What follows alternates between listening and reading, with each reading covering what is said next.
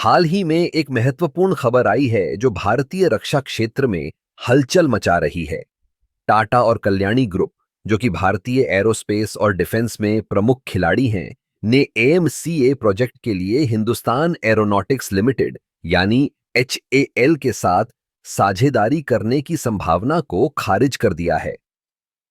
यह निर्णय कई मायनों में महत्वपूर्ण है क्योंकि एएमसी यानी advanced medium combat aircraft project भारतीय वायुसेना के लिए एक गेम चेंजर साबित हो सकता है।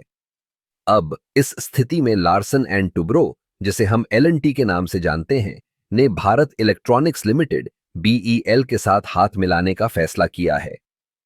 यह एक दिलचस्प मोड़ है। एलएनटी और बीईएल की साझेदारी से हमें एक नई दिशा मिल सकती है जो तकनीकी नवाचार और उत्पादन में तेजी ला सकती है। टाटा और कल्याणी का एचएएल के साथ न जुड़ना दरअसल एक रणनीतिक निर्णय है।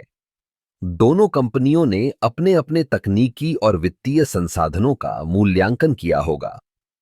एचएएल के साथ साझेदारी करने का मतलब है कि उन्हें एक स्थापित खिलाड़ी के साथ काम करना होगा, जबकि एलएनटी और बीईएल के साथ काम करने से उन्हें अधिक स्वतंत्रता और नवाचार का मौका मिल सकता है।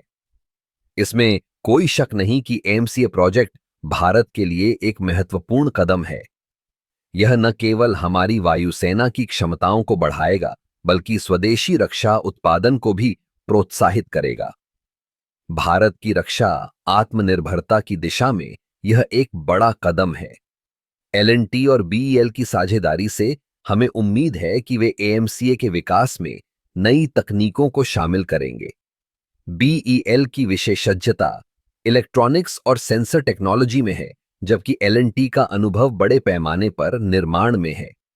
यह एक शक्तिशाली संयोजन हो सकता है जो एएमसीए को एक अत्याधुनिक लड़ाकू विमान बनाने में मदद करेगा।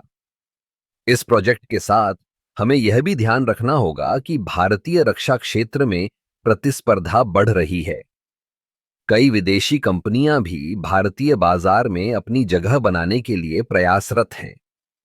ऐसे में टाटा और कल्याणी का एचएएल के साथ न जुड़ना उन्हें एक अवसर प्रदान करता है कि वे अपने उत्पादों और सेवाओं को और भी बेहतर बना सकें। आखिरकार यह सब भारतीय वायुसेना की सुरक्षा और सामरिक क्षमताओं के लिए है।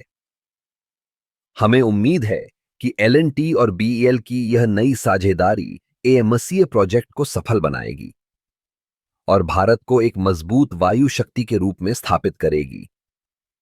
यह एक ऐसा समय है जब हमें अपने देश की रक्षा क्षमताओं पर गर्व होना चाहिए और हमें इस दिशा में आगे बढ़ते रहना चाहिए।